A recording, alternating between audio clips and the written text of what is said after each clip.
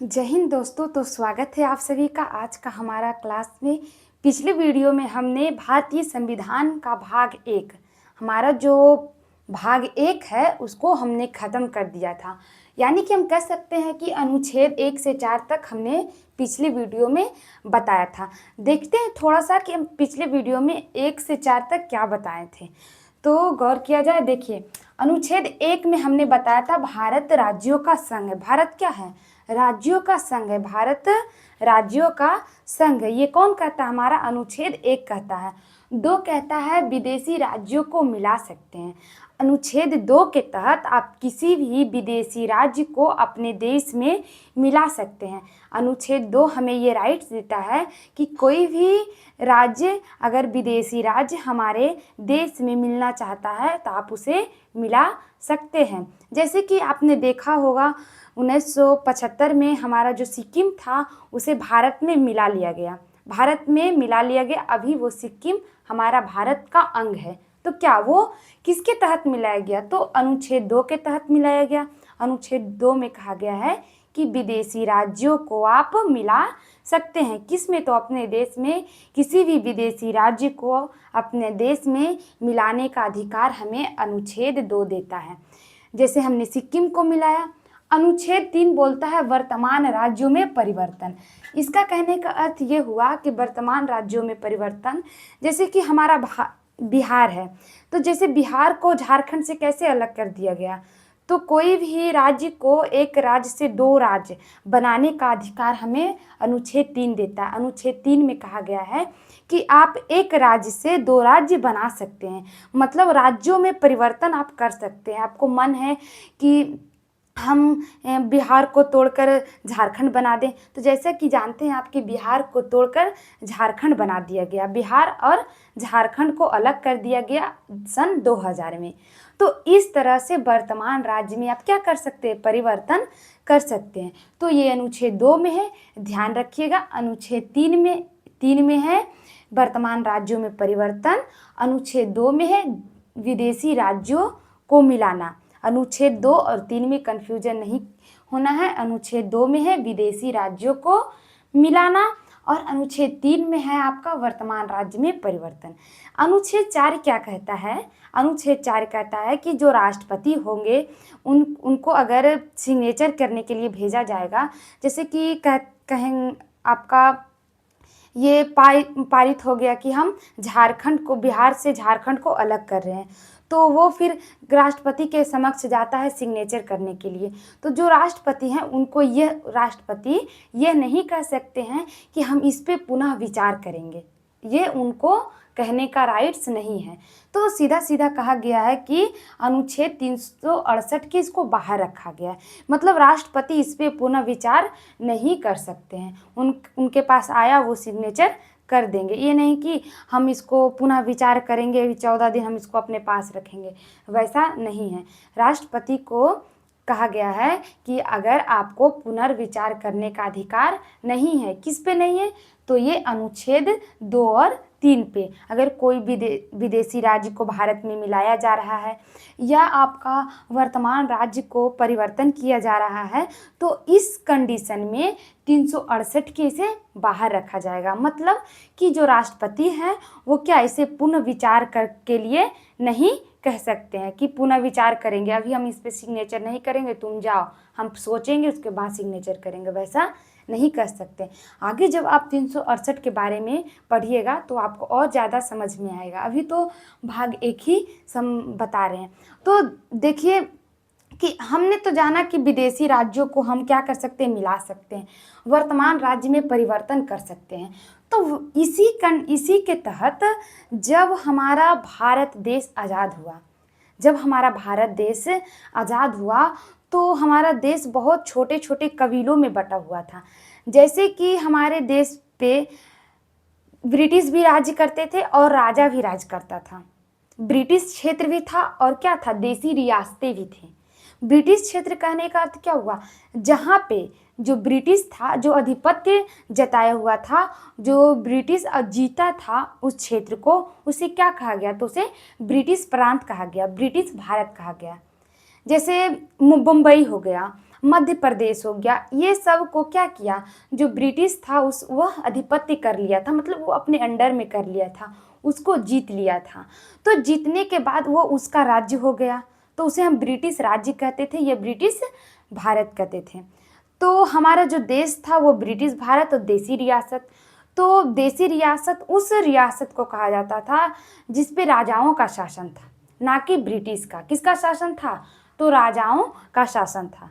तो हमारे भारत देश में जब भारत देश आज़ाद हुआ और भारत को पाकिस्तान से जब अलग किया गया, तो भारत से जब पाकिस्तान अलग हुआ तो अब एक और चुनौती थी। क्या चुनौती थी? कि सारी देसी रियासतों को क्या करना, तो मिलाना। अब जो अंग्रेज़ था वो यह कह के गया कि अगर कोई देसी रियासतों को अगर भारत में मिलना है तो वो भारत के विलय पत्र पे सिग्नेचर करके वो भारत में मिल सकते हैं। क्योंकि उस समय जो था सभी जो देश थे कह सकते हैं एक राज्य में बटा हुआ था, छोटे छोटे राज्य में बटा हुआ था। और वो छोटे छोटे राज्यों को स्वतंत्रता थी कि अगर आप भारत में मिलना चाहते हो तो भारत में मिल जाइए, और नहीं तो आप पाकिस्तान जाना चाहते हो तो पाकिस्तान चले जाइए, या आप अपना अलग देश बनाना चाहते हैं तो अलग देश बना लीजिए। ये अंग्रेज कह के गया था। सोचिए, पहले अंग्रेज जो था भारत और पाकिस्तान का विभाजन तो कर ही दिया, भारत और पाकिस्तान का तो विभाजन उसने कर दिया।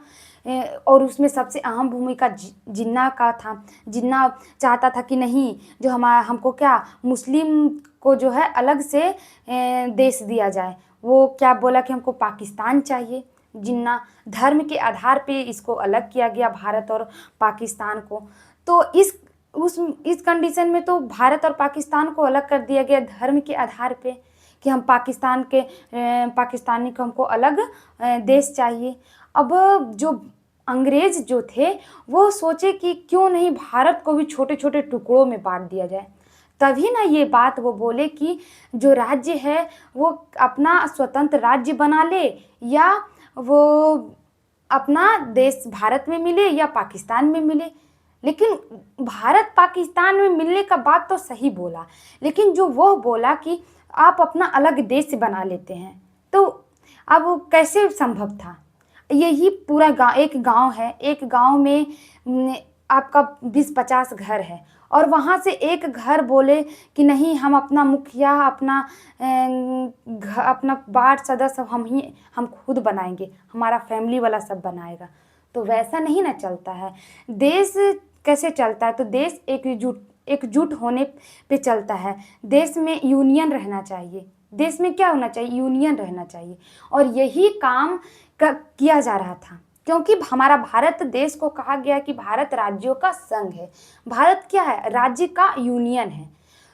तो इस कंडीशन में जो हमारे सरदार वल्लभ भाई पटेल और वीपी मेनन, माउंटबेटन, ये जो 3 व्यक्ति थे, उन्होंने कहा कि नहीं, ये जो छोटे छोटे 552 देसी रियासत है उसको हम क्या करेंगे? भारत में विलय करेंगे, भारत में विलय करेंगे। ये सरदार वल्लभ भाई पटेल कहते हैं कि ऐसे कैसे होगा, ऐसे कैसे हो सकता है कि आपका अलग अलग राज्य देश खोजेगा तो अलग अलग देश से दे देंगे, यहाँ जाना चाहेगा तो वहाँ जाने दे देंगे। ऐसा कैसे हो सकता है?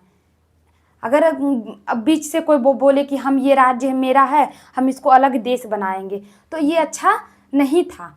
तो जो सरदार वल्लभ भाई पटेल होते हैं और वीपी मेनन और माउंटबेटन, ये 3 व्यक्ति जो है वो क्या करते हैं कि राज्य का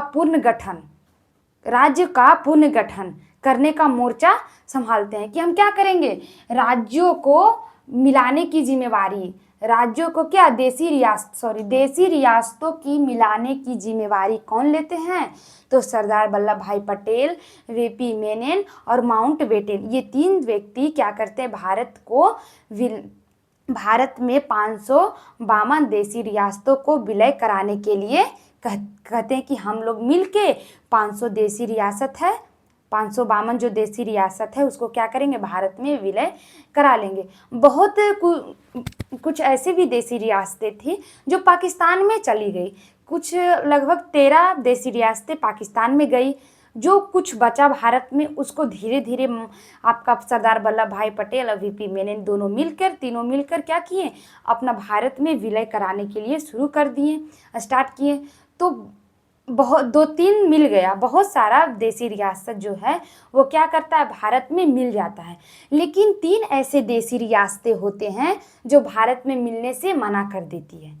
3 देसी रियासत जो होता है वो भारत में मिलने से मना कर देता है। तो देखिए वो कौन कौन से देसी रियासतें थी जो भारत में मिलने के लिए मना किया। तो देखिए पहला है जूनागढ़, हैदराबाद और जम्मू कश्मीर। ये जूनागढ़ और हैदराबाद और जम्मू कश्मीर, ये जो दोनों ये जो था वो क्या कहता है, भारत में मिलने से मना कर देता है। सरदार वल्लभ भाई पटेल विलय पत्र लेकर जाते हैं, जूनागढ़ जाते हैं, हैदराबाद जाते हैं, जम्मू कश्मीर जाते हैं कि लो हमारे देश में विलय कर जाओ, तुम मिल जाओ, हमारा जो देश में तुम मिल जाए, भारत देश का तुम भी अंग बन जाओ। तो ये सब बोलता है कि नहीं, हम आप में नहीं मिलेंगे, हम आप में नहीं मिलेंगे। तो आखिर कैसों भी करके मिलाना तो था ही, अलग होने तो नहीं देना था। सरदार वल्लभ भाई पटेल का एम था कि चाहे कुछ भी हो जाए, हम क्या करेंगे, इसको देसी रियासत को अपने में मिलाकर ही रहेंगे। देखिए ये था आपका जूनागढ़, ये की कहता है हम तुम में नहीं मिलेंगे, हम पाकिस्तान जाएंगे। ये बोलता है जूनागढ़ बोलता है कि हम कहाँ जाएंगे, पाकिस्तान जाएंगे। तो वहाँ 80% हिंदू था, वह जूनागढ़ में 80% हिंदू नागरिक थे। तो जूनागढ़ के जितने भी नागरिक थे उन्होंने विरोध कर दिया कि तुम जाना है तो तुम जाओ, हम लोग नहीं जाएंगे, हम लोग यहीं रहेंगे। अपने राजा के खिलाफ क्या करते हैं, विरोध कर देते हैं। वहाँ थोड़ा सा ही आपका सरदार वल्लभ भाई पटेल लहका देते हैं कि देखो तुम लोग हिंदू है, जाएगा वहाँ जाएगा, कैसे रहेगा, ऐसे से करके थोड़ा सा वो लोग को, जनता को बहका देते हैं। और वो क्या करता है, जनता क्या करता है, जूनागढ़ के जो नवाब था उस पर विरोध कर देता है कि हम कहाँ जाएंगे, हम पाकिस्तान नहीं जाएंगे, हम भारत में ही रहेंगे। तो फिर जब विरोध हो जाता है कि हम नहीं जाएंगे, तो जो सरदार वल्लभ भाई पटेल होते हैं वो आते हैं और जनमत संग्रह कराते हैं। कहते कि तुम लोग को कहाँ रहना है, तो सब बोलता है कि हमको भारत में रहना है। और वो बोल रहा था कि हम भारत में नहीं रहेंगे। तो अगर जनमत संग्रह नहीं कराया जाता तो वहाँ के नागरिक मिल के ही इनका जो जूनागढ़ के नवाब थे उनका खात्मा कर देता। लेकिन जनमत संग्रह के दौरान क्या किया गया, आपका जूनागढ़ को भारत में मिला लिया गया। फिर की करता है, विलय पत्र पे सिग्नेचर करके पाकिस्तान भाग जाता है। कौन, तो जूनागढ़ के नवाब। अब देखिए इसने तो जनमत संग्रह के दौरान भारत में विलय करा लिया। जो सरदार वल्लभ भाई पटेल थे वो क्या करते हैं, पटेल साहब की करते हैं, जनमत संग्रह के दौरान जूनागढ़ को भारत में क्या करते हैं, मिला लेते हैं। किसके कारण, तो जूनागढ़ के कारण। जूनागढ़ में जनमत संग्रह के दौरान जनमत संग्रह कराकर कि आप कहाँ रहना चाहते हैं, आप भारत में रहना चाहते हैं कि आप पाकिस्तान में रहना चाहते हैं। तो वहाँ के 80% तो हिंदू था, वो सब तो पहले से भड़कल था कि हम भारत में रहेंगे। तो ऐसे करके वो जनमत संग्रह कराकर जो पटेल होते हैं वो जूनागढ़ को भारत में मिला लेते हैं। अब देखिए हैदराबाद के जो निज़ाम थे, हैदराबाद के निज़ाम, वो कहता है कि हम अपना अलग देश बनाएंगे। हैदराबाद कहता है कि हम क्या करेंगे, अपना अलग देश बनाएंगे। अब कैसे हो सकता है भाई, बीच में तुम अपना अलग देश बनाएगा, ये तो होने नहीं देंगे। कहा कि नहीं, हम अपना अलग देश बनाएंगे। और पहली वो मतलब 70 संदेश लिख के यूएनओ में सब जगह अंग्रेज के पास भेज दिया कि देखिए हमको सैनिक कार्यवाही करके हमको अपना भारत देश में मिलाना चाहता है। आपने हमको बोला है कि सबका अधिकार है कि अपना अलगे देश बना सकता है, ये बोलता है कि हैदराबाद। तो सरदार वल्लभ भाई फिर दिमाग लगाए कि अब इसको मिलावे तो मिलावे कैसे, यहाँ तो सैनिक भी भेज नहीं सकते हैं, अब यहाँ था भी जनमत संग्रह भी यहाँ नहीं हो पाता।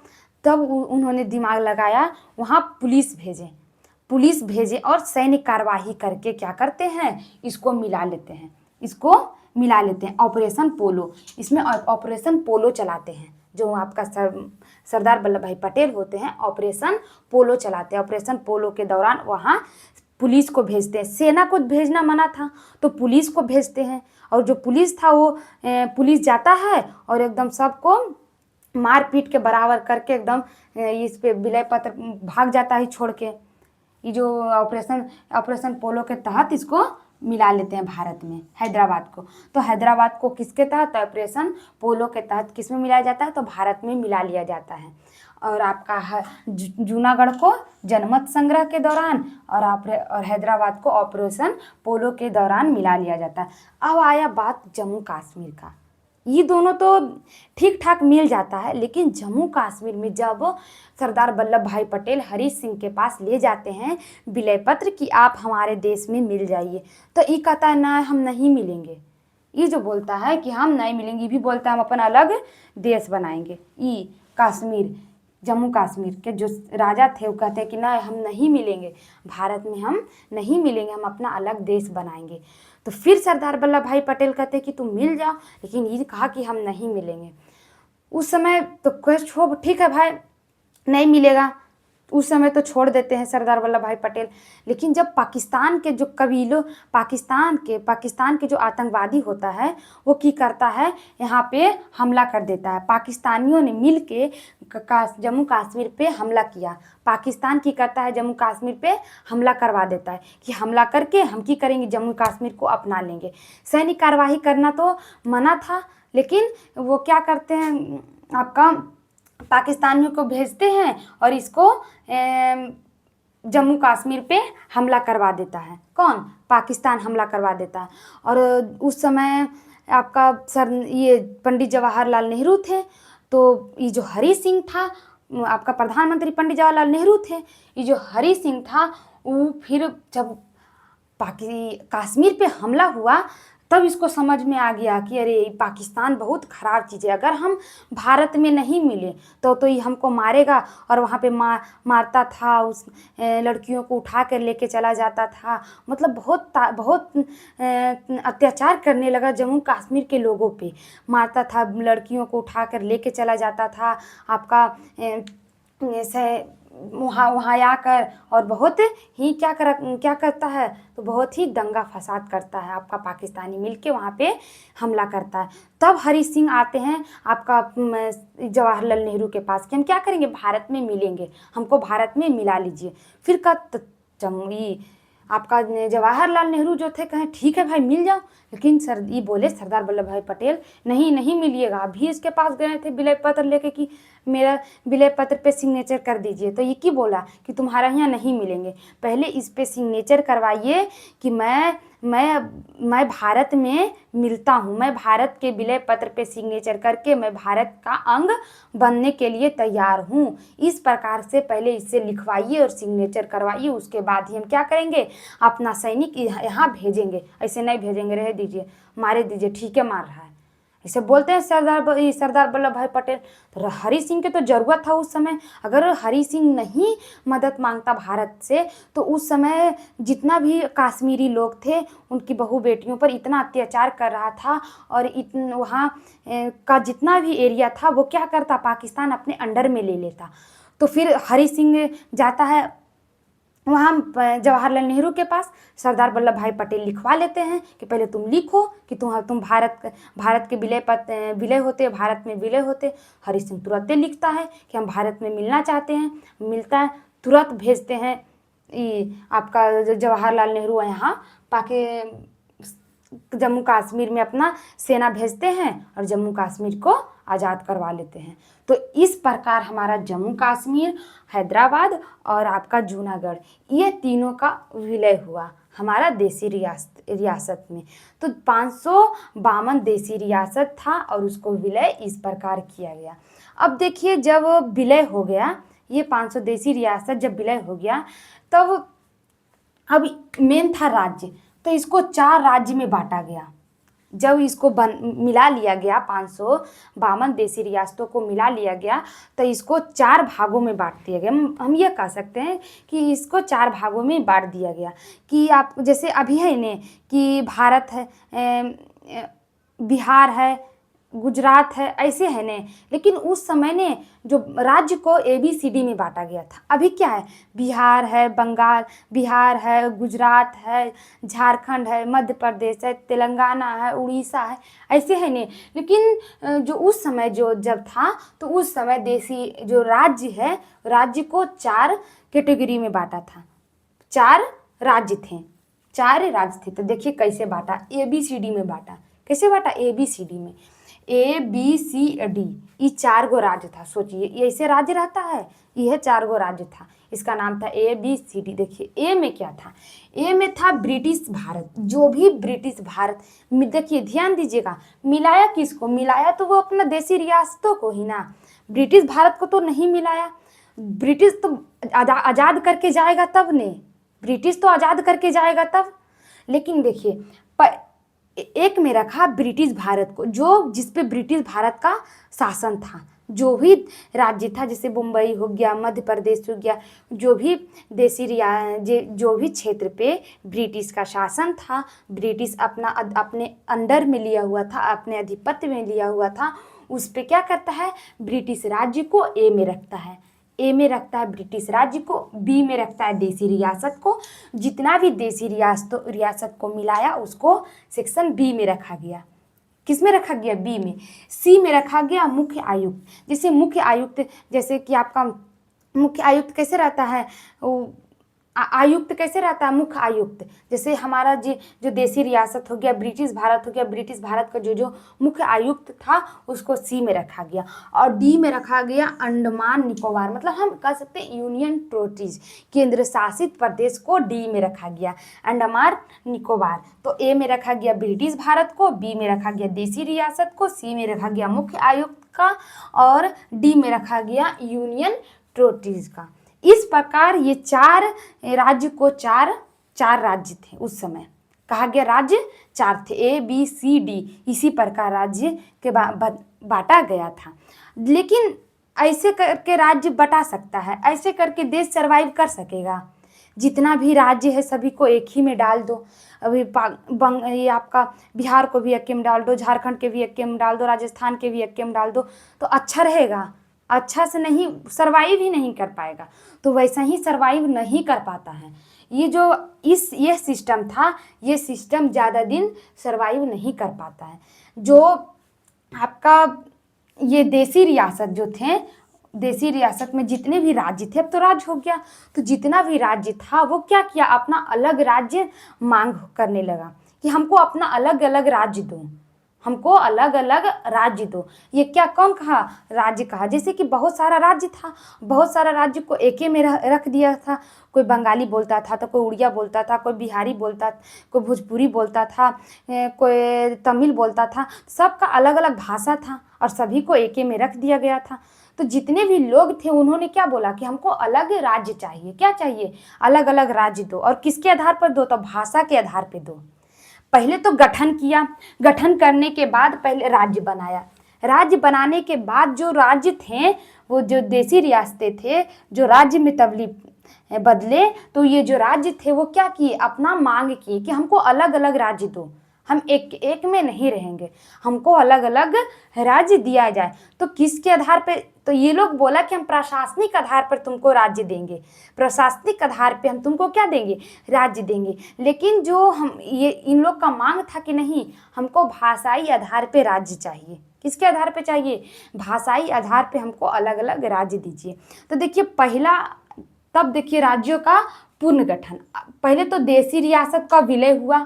ध्यान दीजिएगा, पहले हमने देसी रियासतों को विलय करवाया, देसी रियासतों को क्या करवाया, विलय करवाया। उसके बाद जब देसी रियासत विलय हो गया तो राज्य बनाया गया। कई राज्य बनाए गए, तो 4 गो। कौन सी, तो ABCD बनाया गया।